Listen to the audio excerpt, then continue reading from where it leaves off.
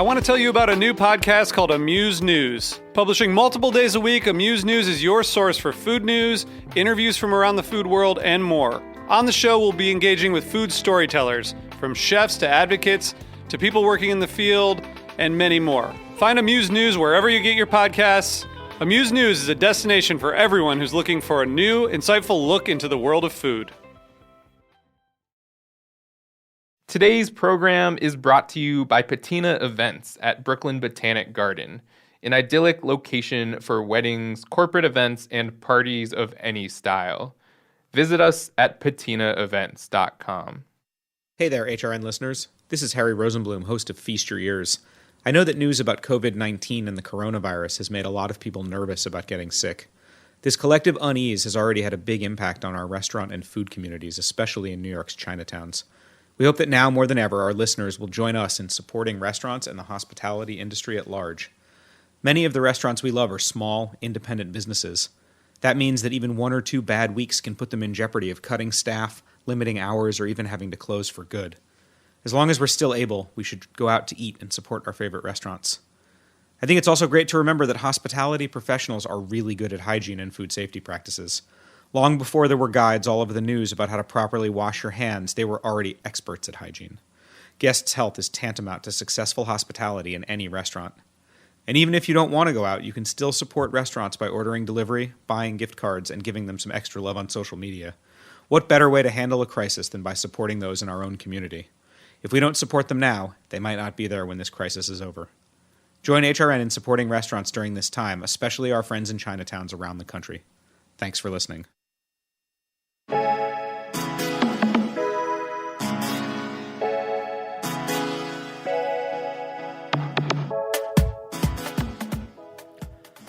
Welcome to The Line. I'm your host, Eli Sussman, chef and owner of Samisa Restaurant in Williamsburg, Brooklyn. Many restaurant cooks, and probably some of you listening while on your way to a desk job, have had that desire to drop it all and follow your culinary dreams by traveling around the world working at revered fine dining establishments. You hone your skills, you make connections, you learn about plating and seasoning, and learning to work as part of a team. Then maybe, after you work at some of the top places in the world, you can come to New York and take over an institution, or maybe 2 of them, and put your own stamp on them. My guest today took just that path. After originally studying history, she changed course and worked at some of the top restaurants in the entire world, including Mugarit's, the Vineyard at Stockcross, Interlude in Australia, and more. In New York City, she's worked at Atera, Corton, and El Buco Alimentari, and received a glowing New York Times 2-star review while in charge of the kitchen at Chumley's. Now, as the executive chef at Gotham Bar and Grill, Chef Victoria Blamey has reached new heights and acclaim, including a 3-star review in the New York Times and an 87 out of 100 from New York Magazine. Today we'll be talking about her extensive resume, which jobs over the years have meant the most to her, connecting with mentors, and the pressure of taking over an institution from a legend. Chef, welcome to the show. Hi, thanks for having me. So, you were born in Santiago, Yes. the capital of Chile. I think a lot of people don't really know that much about Chile and about Santiago, so it is a really big city. It has millions and millions of people. Can you give a little background on what it was like to grow up there? Did you live in the suburbs? Did you live in the city? What was your experience like? I mean, funny, to be honest. I mean, I sort of have nostalgia, obviously, because I haven't lived there in 15 years now. Going to 16, I believe. And it was interesting. I was kind of like the odd bird, I would say. I only child as well. It had its challenges because of that. But, I grew up in the city, right in Santiago. I think it was an interesting childhood because, I grew up with a lot of women around. The women in my family are very strong.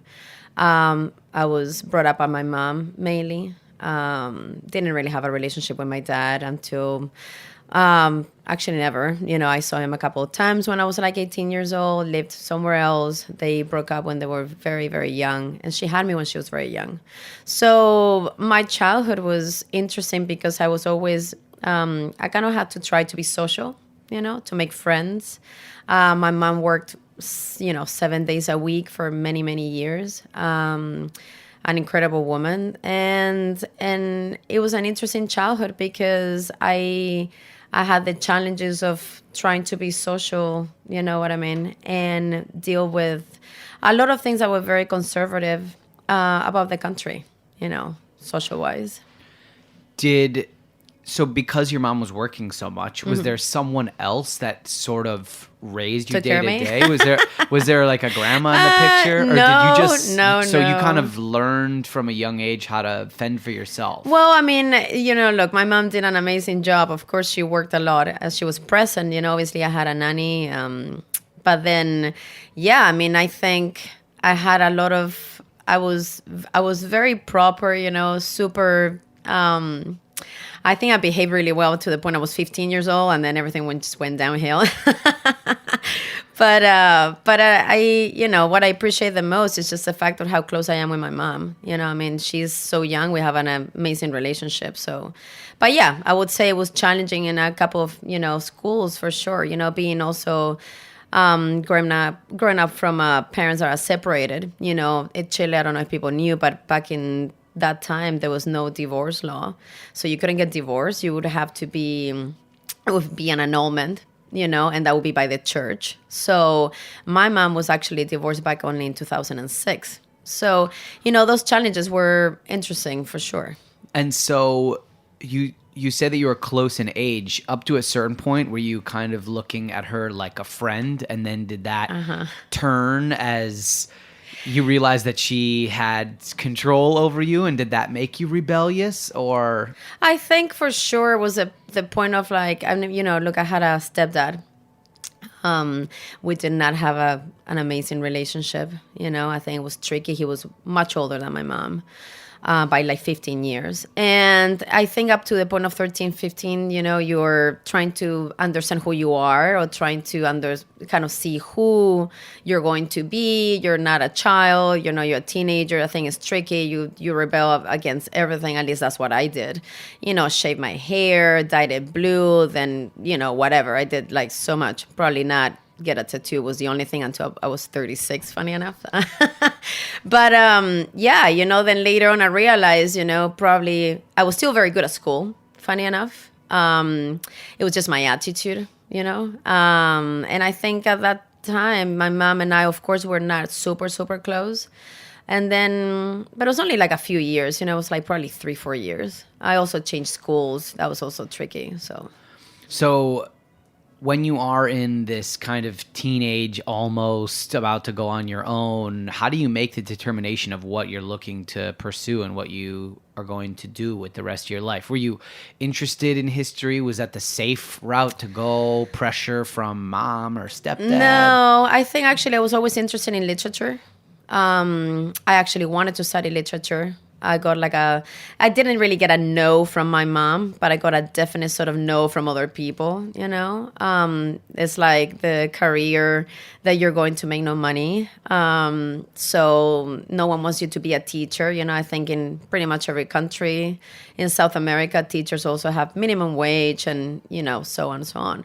So then they kind of, slightly told me to, what about journalism? And I was like there for a year, and then I changed to history because I actually did love history. Hated journalism, absolutely hated it. The whole point of like you couldn't give your opinion the whole year. It's like about being objective. I was like, who the hell wants to be objective? So I was like, my mom didn't raise me for that. So my mom is like, no, you should speak your mind all the time. And I was like, yeah, not quite sure these days.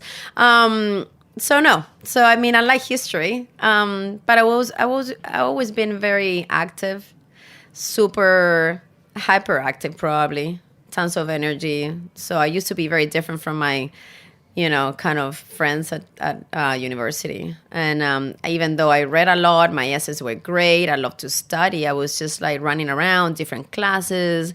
I did this kind of weird Japanese sort of, what was it? It was like a crazy thing that I did for like a month and I couldn't move. It's like an exercise, but it's actually artwork that you do. So I was always finding something different to do. And it was, to be honest, very hard to actually do it in Santiago. You would have to go sort of underground level to find things that they were different, you know? I mean, I think in general, Chile was not a very diverse country ever.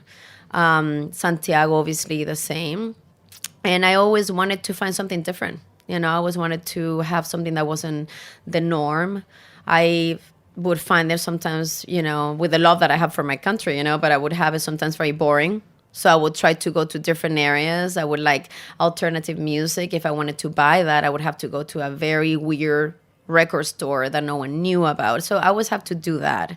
That was kind of like my teenage years. Did you have the opportunity to travel and leave Santiago before you kind of made the jump to leave, or were you? Yeah, I have one of the trips that made a huge impression. Actually, I lived abroad when I was 18 for a whole year. I took a gap year and I went to Cambridge in England. I went to study English, and that year made a huge difference in my life. I love the fact that all my friends were like from everywhere in the world except, you know, Chile. Swiss, Chinese, Taiwanese, you know, people from South Africa, Australia, Austria, you name it. Like that, to me, the diversity, how cosmopolitan everything was just like, when I go back, it was tough after, you know, to go back to actually Chile to, you know, figure out what the hell I was going to do. It seems like from a young age, you sort of figured out that you probably weren't going to make your life in Chile. Yeah, I wasn't sure about that. But then I think probably little by little realized that, yeah, I just kind of felt that sort of not belonging so much, you know. So that feeling of not belonging, how does that impact your decision to forego your studies and pursue a new path? What made you decide that history was not going to be the right thing for you? And then what was the next decision that you made after that? Did you go and get a cooking job, or did you take more time off in between? I always cooked, you know, since I was like 7. Obviously very badly. My mom would eat it because, you know, she's my mom. But then even my mom at one point would be like, can you just try to cook a little less? Because I was baking like crazy.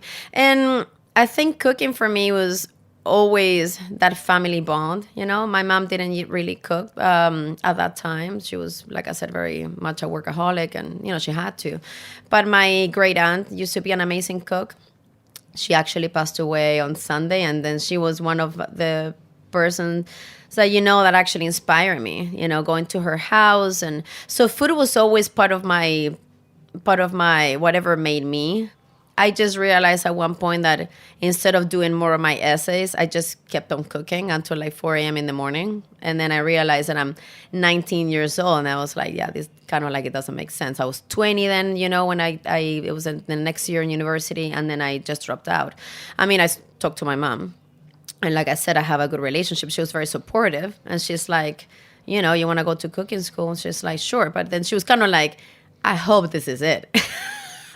I hope it's like you're not gonna keep like jumping from this and that. She wanted something to stick at a certain point. Well, I'm sure, you know. I mean, it's tough, you know. I mean, when you're 18, who told you that you're supposed to know what the hell you want to do for the rest of your life? I don't think really anyone does. Even people that say that they do and they end up doing that thing, I think it's more luck than that they actually knew when they were 17 or 18 that they were going to, you know, absolutely. I mean, how many lawyer, people you know? I haven't met in this career that actually they have 2 careers, you know, their second career. Sure. Yeah. And often some people, it's they fell into it because it was out of convenience, and some people tried something for 10, 15, 20 years For and sure. then bailed on it, you know? I think sometimes it's difficult to follow your passion. Mm-hmm. It might sound easy because it is your passion, but sometimes your passion doesn't necessarily, you know, agree with many things in your life. Either schedule, you know, social gatherings, you know, how people see your career, financials, you know, all of that. It's often much riskier.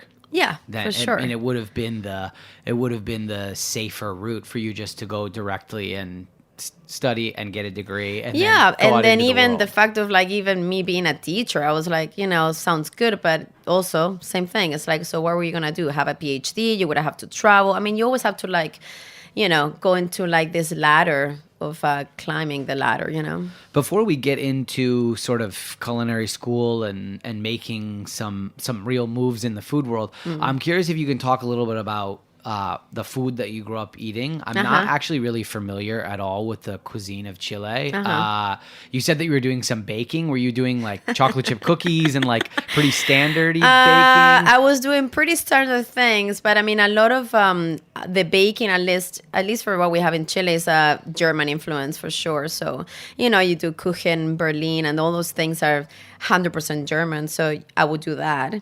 Why German influence? Well, a lot of people actually after the war went to Germany. Went to Chile. Oh, so okay. not that I'm going to talk about that period, but I'm saying there's a huge colony, you know, German colony actually in the south of Chile. Oh, okay. And that's a huge impact on the pastries and, you know, all the baking that we do in Chile is pretty much that. It's not necessarily French, you know. So, I mean, what I grew up actually eating would be Chilean food doesn't have necessarily a huge like a spectrum, you know, like Mexican food. I think one of the things that's interesting these days is that it's about product, you know, what you can get because of the diverse climate, you know, up and north, you know, north, south, and you have the coast and the mountains, blah, blah, blah, Patagonia. But I mean, when I grew up eating was more a lot of seafood. You know, I grew up eating tons of oysters because I remember my grandfather liking that so much. And I was always, you know, I mean, you have no idea. I can eat probably 30 in one sitting just by myself. Clams, raw clams, you know, crab. I mean, all those things that I would used to do, I remember especially in the summer, you know.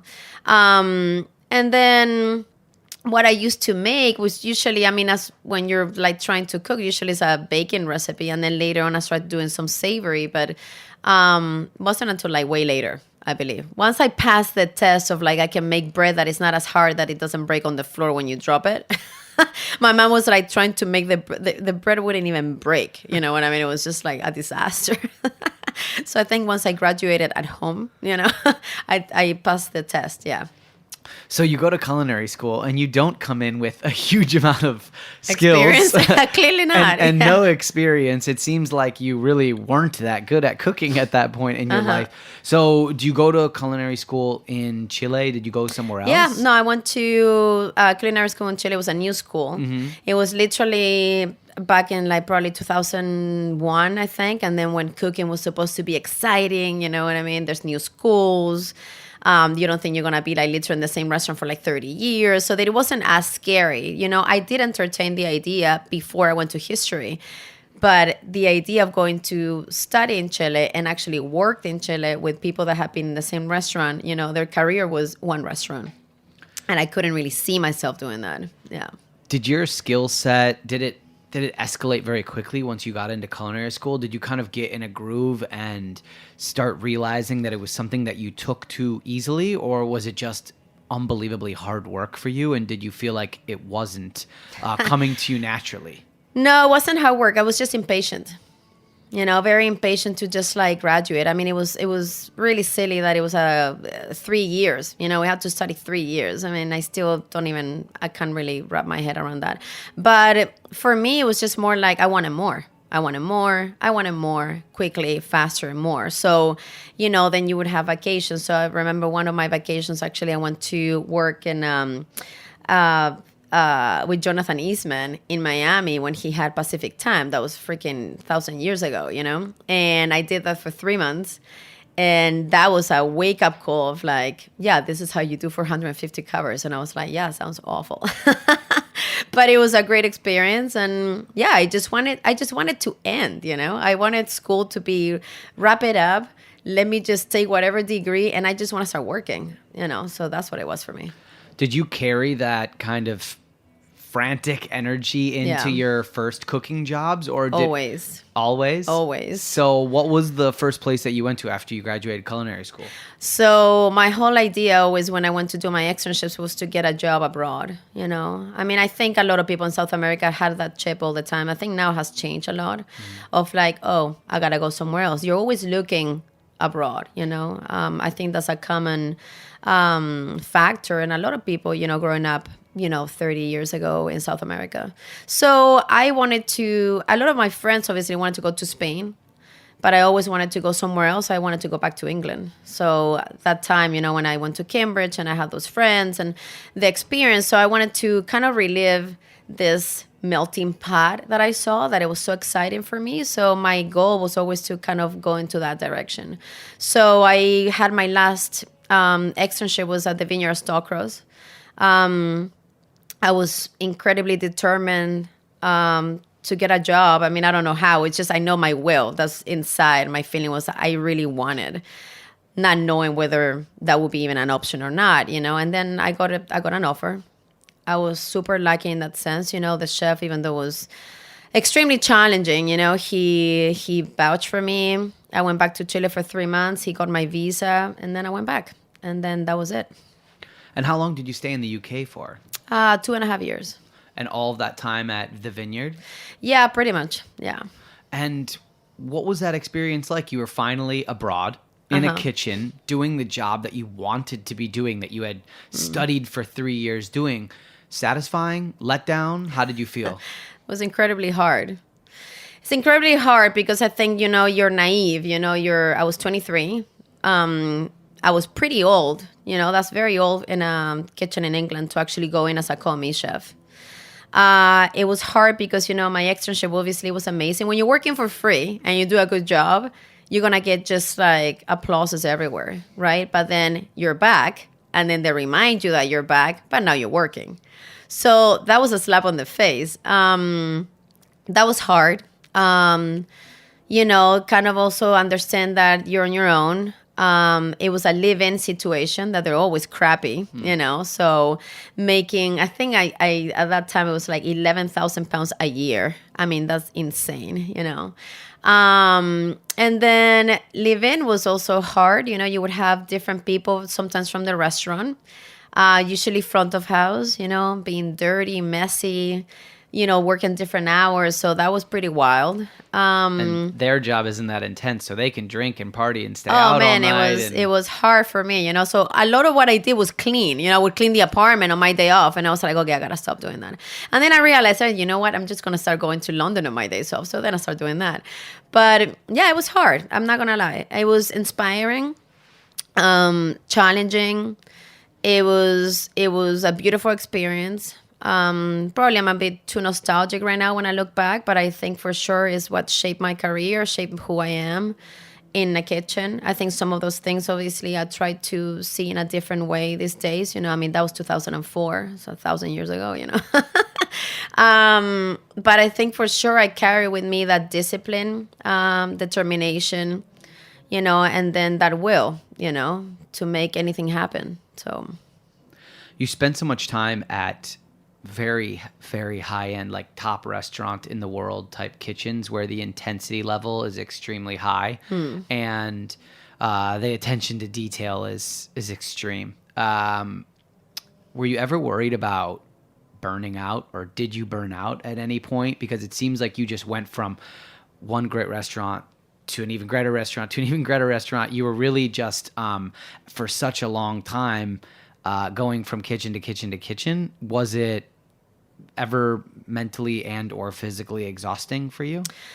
I think more than mentally, it was physically tiring, but I was fine. You know, I think I've been very lucky up to like now. You know, I mean, I'm 40 years old. To have the stamina that my mom has, you know. My mom is incredible, you know, and that power that to just keep going. So I wasn't worried about burning out. I was just worried about losing interest. You know, that worried me at one point of like the repetition of things. You know, I think there's been an interesting way how the cuisine and the career and then the path of all of this has changed for a lot of people. And I think between innovation, consistency, and all the things that we talk about these days, you know, sometimes that kind of passion for that kind of the burning, the kitchen, the sizzling, the noise, you know, the people talking, the all of that harmony to me, sometimes we sort of miss the point at one point. You know, I mean, every restaurant, the better it was, the more intense and more accolades, awards, and it at one point it got a bit ridiculous, you know. And by that I mean, you know, how many times a day you have to clean your kitchen. You know, I mean, I always say a slight OCD because it's not super intense, but of course I get bothered when things are misplaced or you're not super clean, fold your towel. I mean, those things are habits that they were formed 15 years ago. So I think at one point I got worried that I wouldn't feel that passion, that everything would be too sterilized, you know what I mean? Too clean. That was my only worry. I was never really worried about me burning out.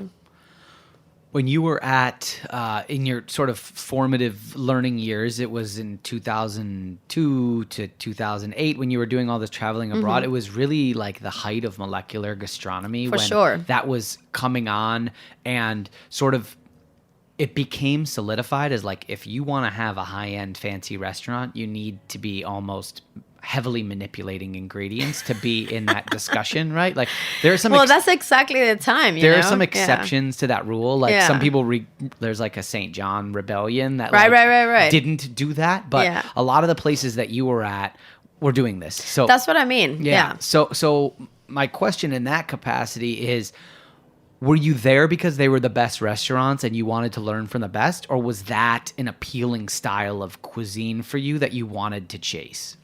No, I think I was trying to... Excellency was something that I was striving for, to learn more from the best, to learn more from something different.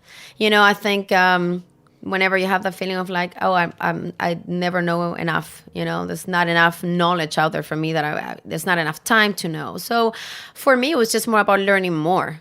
I want to learn more. I want to be this like sponge, like succulent. It's just like absorbing as much as I can. So I think that's what it was. But to be honest, the vineyard had a really interesting situation because back in 2004, 2005, 2006, El Bulli is like freaking, a gigantic, the most famous chef restaurant in the world.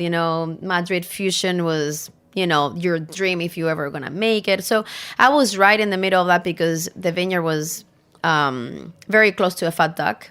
Heston Blumenthal did a dinner with us. He was very close friends with my chef at that time. So that's when I was worried. When I started to get worried to like, how far is this going, I kept seeing things being even so manipulated. They were treated so much, that at one point I was like, I'm not sure that that's what I want. So I was questioning myself a lot in that period, for sure. We're going to take a quick break, and when we come back, more with Chef Victoria Blamey.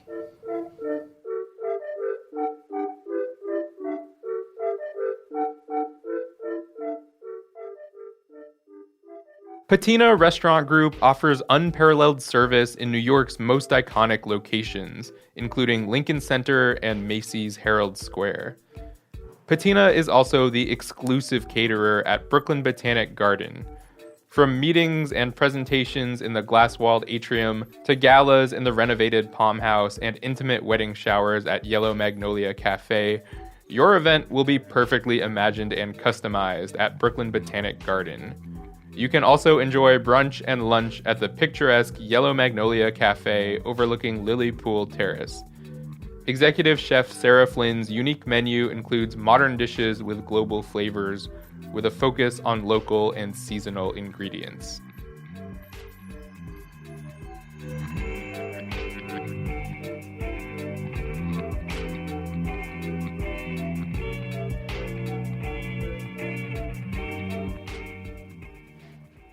Welcome back to the show. Today I'm joined by Chef Victoria Blamey. She has worked all over the world and is now the chef of Gotham Bar and Grill. And we were talking before the break about you finishing up culinary school, going abroad, and really starting on pursuing this as an actual career and getting involved in all these unbelievably high-end restaurants that were garnering all these accolades. If you can quantify into, I know it's hard to consolidate it all into one experience, but when you were abroad at all those places, is there one spot or one length of time where you feel like you learned the most and grew the most as a chef? I think for sure that would have been at the vineyard. I think that was very... that was the base of my career. 1,000%. I think for many things, I think, work ethic and food for sure. But then obviously there were other places that made, had a big impact with some delay. I would say, for example, Mugaritz was something that I wasn't quite ready to understand once I was there. I remember they offered me a job to stay and I hesitated to stay. But then at one point, I had that problem that I kept moving. I was moving so much, I felt like I like the nomadic sort of, life that I was having. But then at one point I realized that I'm not also having any roots anywhere. So that was my concern at that point. I didn't take the job. I had an amazing experience with Andoni. But I say with a delay because, years later was when I understand, or maybe a year or so, that I don't like when people like manipulate something too much. And Mugaritz was in an amazing combination of that, of like treating the product with respect, but also having a really interesting technique and trying to enhance the flavor and enhance what you're actually trying to do on a dish. I think that kind of ethos, I try to think about it more and more these days. So what brings you to New York City? Obviously, you hadn't decided to quite put down roots yet overseas, but you end up coming over to New York and you haven't left. So I got married. Now I'm divorced, but I got married. So is that what drew you to New York City? Absolutely. That was it.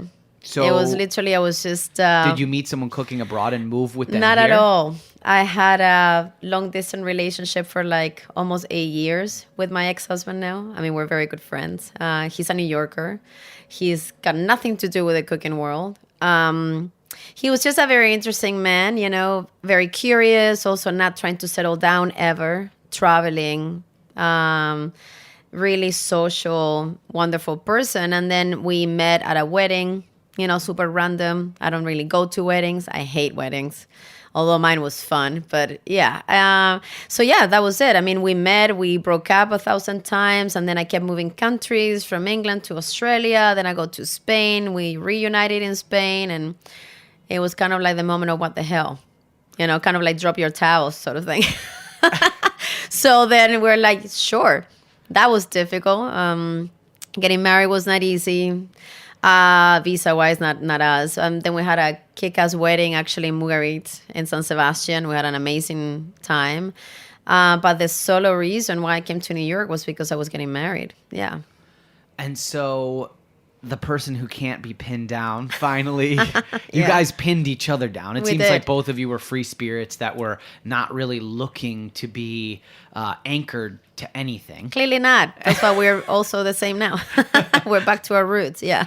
And so you moved to New York. Did you move here with a job in mind? Did you take a little time Not at all. to explore the culinary scene? I mean, it was scary. I think one of the things that makes me really scared usually is like my job has always been my canvas, you know what I mean? It's always dictates my personal life. It dictates everything else, I dive in, 1,000%. So no, I didn't have anything in mind. I was worried about that, I think, my work, it's everything to me. I need to understand how not to have just that, but I love what I do. And no, there was nothing in mind, nothing that I knew. To be honest with you, I wasn't really interested in coming. I wasn't really looking forward to working in New York. I wasn't, I had I would say probably the attitude was kind of arrogant, coming from Europe. I think Europeans in general have this attitude of like, the States, So not knowing where to go. And then, I took it slow. I mean, I still couldn't work, We had a summer. It was actually the World Cup, I remember, and I was freaking excited because I love football, the real football. And so, it was kind of like 6 months of, I don't know, amazing, just an amazing feeling of warmth and summer and not being worried about working. But then obviously, I started researching where to go. And one of the things that caught my eye was Corton. And so when you start working at Corton with Paul Lebrant, you are paired with someone who has extreme intensity, a lot of focus to detail, and has been kind of revered for his skill set, it's not super heavily manipulated as we Right. had just been talking about before. It is Yeah. more focused on obtaining wonderful ingredients and putting them together. Was that another way to kind of grow for you and help sort of hone in on what your own style might be? Or did you feel like at that point you had your own culinary style? No, I had no idea. I mean, I still think like our style, no one really knows their style until like later on. It also changes, it's like it changes as who you are as a person. You're not the same that you were when you were 15. No, for me, it was just like, I thought it was, for me, I was curious. It was interesting. It was different. Then again, you go for what you know. I've been working for English chefs for longest period of time. I mean, when I was in Australia, which I had a really hard time, I ended up working for also, English chef. And I loved it, I love the communication, Yes, I also like the intensity. I love the intensity to details, that is something that I do understand. And the conversation was just always work, So it fitted what I've been doing, for sure. I want to talk about Atera partly because it seems like not everyone, but a lot of people that have left that kitchen have gone on to do incredible things and open up their own restaurants. It has this like WD-50 vibe where if you were to look at the family tree of Atera, it seems like a lot of people have had a lot of success after leaving there. What do you think it is about Matt Leitner and that kitchen that maybe it doesn't, but from my perspective, it seems to prepare people for that next step incredibly well. Do you disagree with that statement? Or? I mean, sort of, I do. I mean, look, I love Matt's style. I love what Matt does, what he did. He's an incredible soul. He's obviously incredibly talented.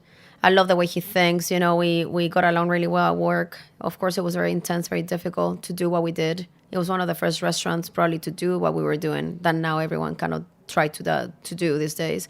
No, I actually not sure really was that we prepare people to do that. I just think that people were interested, good people were interested on working there. So Jamie has had an incredible resume before Atera. I had a really solid resume before Atera. We just got the chance to have to be on the spotlight. I think that's what it was. We had the chance to be working at a tiny restaurant that everyone was so curious about. When we were serving our own food, you had to talk to guests, have a relationship with purveyors. You were not in the dark anymore. So I think that's actually something that Matt did. Whether it was intentionally or not, I'm not sure. But, the fact that you had that power, After you decide to take the job at Chumley's and you're kind of stepping out on your own for the first time, you could say, and you're really front and center, did you feel like you had sort of solidified your own leadership style? You'd worked for so many big chefs for a very long time, and there can be a tendency when you work for certain people to absorb some of their tendencies, or maybe not, maybe rebel against them. How was it finding your personal voice? Like, there is a difference between being the CDC and being the executive chef, and for sure. And there are folks that don't understand that differential. They just assume that even these days. Yeah, they assume that you just asked for maybe a different title when you got your new job, but there is no line of defense at executive chef level, and it can be kind of lonely at that point. I think it's lonely now. There's nowhere to really turn. So yeah. What about your leadership style when you're really the very last say on everything? I mean, that wasn't necessarily something too different. I think the fact of being a CDC for Paul was great. Being, I opened Atera with Matt, from being the first only sous chef at Atera to going to be CDC at Atera and then leaving. I think I was, without knowing, I was very prepared for that. Of the fact that how to run someone else's kitchen. So, I mean, I think the big difference was actually understanding how you're trying to understand your food and explain it to someone else. I think that's the difference, more than doubting the decisions that you make. I think that was never actually the problem. Yeah. You're now at Gotham. Uh-huh. And yes. we've reached the Gotham part of the conversation. Uh-huh. I was waiting for that. What drew you to the job? The challenge. And is the challenge beyond the fact that Gotham had been so clearly defined as one thing for its entirety of its existence? If I were your friend and you had said to me, I think I'm going to take the Gotham job. I know exactly what you would have said. You know exactly what I would have said. That's exactly what everyone said to me. So what did everybody say? What did everybody say, which is what I'm about to say? What? A few people said they're still open. Then other people said, wait, what? And then I was like, I know. And then, a few, not many, I would say a couple of people that are very, very, very close to me, women, two of my really dearest friends, they were like, interesting. Instead of being like, I love that, instead of being like, I probably would have been, if you were the one saying that to me, would have been like, what are you saying? But then they were like, interesting. And why are you interested? So I said, I don't know. I think it could be an interesting challenge. And then it was a conversation with a couple of people. But for sure, my friends, the people that I hang out with, they haven't been there either ever or in like 15 years. I think my gut reaction would be, oh, that seems like an unreasonable challenge because you're never going to be able to satisfy. It has nothing to do with your skill set or your ability to bring anything. It has more to do with the fact that you'll never be able to satisfy the existing clientele who treat that place like it's an extension of their own home. Like it's, how it's oh their my God, kitchen. did you just read my thoughts right now? It is true. I think it's something that still happens these days, I was probably very naive about it. But the flip side of that, I think, is so freeing because it does actually give you in some wonderful kind of freeing way is when you know you're never going to be able to satisfy certain people, you stop worrying about satisfying them. And then you can kind of do your own thing and hopefully you win them over. So I wonder, did you go in saying to yourself, Mr. and Mrs. 75-year-old person who's been going to Gotham for 34 years. Right. I'm definitely going to win them over with my cuisine. Or did you approach it as like, well, I may win them over, but I think that I will bring in new bodies and they will understand what I'm doing? I went in not thinking the first at all, but thinking that people would be more open, I think that was probably my naivete, like I said before. And I mean naive in a very candid way, not in a negative way. I mean it like I had every single hope and that people would be, I don't know, I love diversity, I love change, I love different things, I get excited by them. I don't like routines to be the same unless they're obviously positive for the staff. So I thought, that it would be an interesting change. I didn't understand quite well until I was inside. I think that's when kind of it hit me. You came in and you changed the entire menu, right? Like nothing Yes. remained pretty much? To be honest, nothing. They were concerned about the sort of, it's a place, as you can understand, where, sort of the steak program, we're having steaks or some things like, caviar. If I was ever going to not do that, I'm not stupid. I understand what kind of restaurant it is. So I get it that, those things, they have to stay, but they're the way I would see a steak. You know what I mean? So, that was it. Everything else just gone. I think is the only way that I could have been honest to myself and everyone else. If not, it would have been a sacrilege to what I do, Gotham has been reviewed by the New York Times. It's one of the most reviewed restaurants in all of New York. Yeah, I still cannot understand that, but yes. And that was difficult, by the way, coming in knowing that. So yeah, I wanted to talk about that. Usually when you are opening up a spot and you're hoping for a review, it's new. There's going to be a review and it's going to be based on what they experience now yes. with me, right? Yes. Okay, so Pete Wells comes hopefully 3-4 times usually, right? Right. But you're also going up against history, which is that it's always had a 3-star review. Yeah. And every reviewer it's sort of like this weird rite of passage for New York Times. They hire a new reviewer and then they go there. They say, hey, go to Gotham and see if they still have 3 stars. So you got a 3-star review. It was a glowing review. Feel like validation, or did it feel like you had met expectations, or neither? Validation. And I was able to breathe again. I mean, look, I have never experienced a psychological trauma of coming to a restaurant where you have the reviews printed and hanging on the window of a restaurant. You know what it feels to someone that's going through a review process and all the things that we had to go through to reopen Gotham and see and look at those every day. Every day, I will walk literally by the door and literally see, I don't know, 5. I can't even remember now. I mean, yeah, I was happy when those reviews came down, when I didn't have to look at them anymore. But I mean, the pressure was horrendous. Yeah, what's so challenging is that, let's be honest, 4 stars is a bit unrealistic based on how Pete Wells judges restaurants. He just rarely ever gives 4 stars unless it's like a $3,000 tasting menu and, and even with that, you still don't know whether that's going to make it. So yeah. Right, exactly. And 2 stars wouldn't have been... I knew that 2 stars would have not been something good for us. Right. I can't lie about it. I knew that I needed 3. I knew that the chances of getting 2 could have been huge.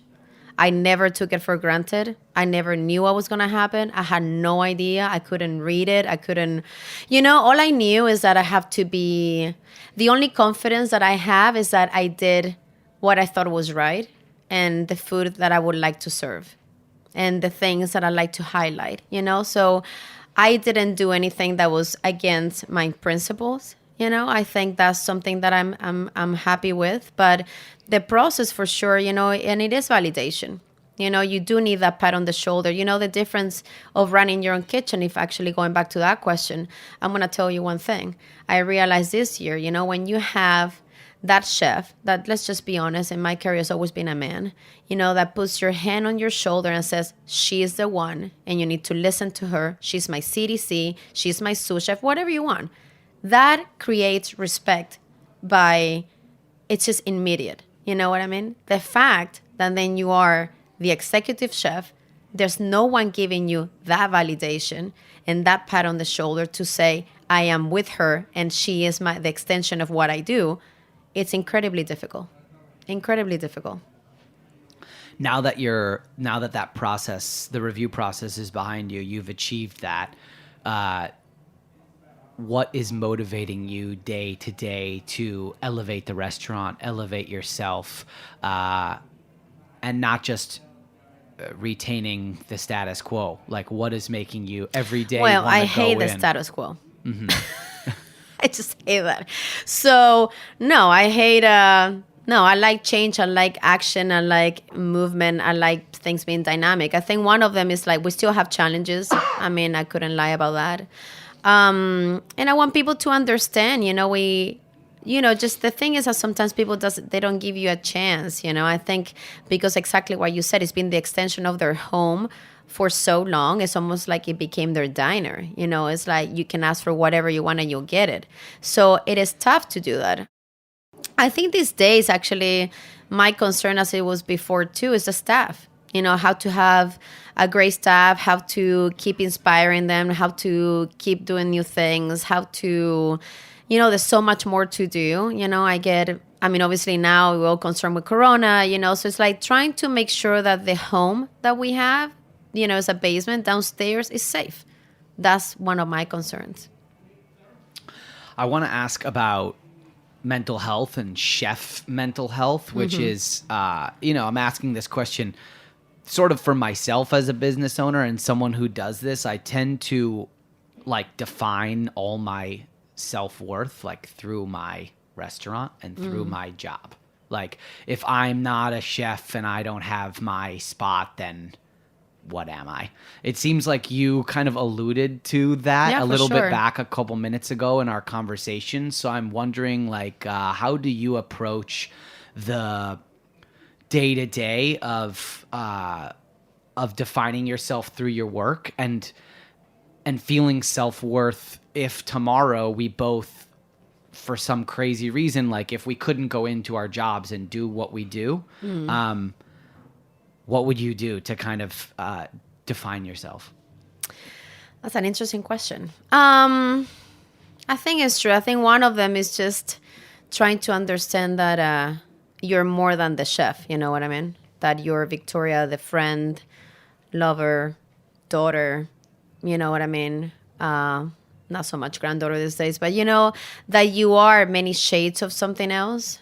It is for sure something that I deal with every day, because it is, you know, for me, going to work is like second nature. Trying to teach someone, you know, about how to do things differently or how to view things. But I think these days I'm just trying to understand myself in the space, and to also understand, you know, the problem is that I'm super intense for sure. And when I go into a restaurant, I just like, I want everything to work well. You know, I would grab so much to be under my umbrella, even though it's not my responsibility. And I'm trying to step back from that. I'm trying to understand that perfection sometimes, yes, of course, is unachievable. To understand that also it is, there's part of me that I leave in every place that I go. But I think to enjoy a little bit more the people that actually make me stay here. You know, I mean, I made a decision, a conscious decision when I got divorced to stay here. And it wasn't, yes, of course it was about work, but I would say that also I had met so many amazing people. And then I have so many great friends that have never questioned where I'm from, who I am, and that I love seeing, that I'm trying to reconnect with that and reconnect with who I am. And understand that I am also a loving soul, you know, that I do get great pleasure by trying to either see someone who can give me either or show me how to be different, you know, trying to understand kindness in a different way. I'm trying to see that a little bit more, you know. Chef, thank you so much for being here. Thank you. This has been great. And sharing your story with us. And you heard at the top of the show, you heard one of my colleagues talking about visiting restaurants and supporting restaurants. We were talking a little bit on air, off air, about all the challenges that exist in the restaurant world when everything is going wonderfully. And of course, we have so many people that work with us, alongside us in the New York restaurant community. And everyone is really feeling it right now. Absolutely, for sure. And listeners, we implore you, we ask you to go out and support your local restaurants and realize that everybody that's working there is working incredibly hard and really is super reliant on that job. And we obviously, as business owners and leaders in the kitchen, we want to support our staff and make sure that they have a safe work environment that they can continue to come into. Absolutely. I would say for sure for people not to panic. You know, and apart from that, it's like everyone has anxiety. I don't think it's wrong to say it. I think just say how you feel. You know, we're all concerned. We don't know how this is going to develop, but I think support the industry, also supporting each other, going to restaurants that you like, different, you know, neighborhoods. It's actually something good to do. I couldn't agree more. Thank you, Chef. Everyone who's listening, you can find this episode and all episodes of other shows on heritageradionetwork.org. We've got over 10,000 hours of amazing podcasts for you to listen to. And you can find this episode and all the other episodes of The Line anywhere you get your podcasts, iTunes, Stitcher, and of course, we're on Spotify as well. We've got a new episode coming for you next week, Tuesday at 11 a.m. here on Heritage Radio.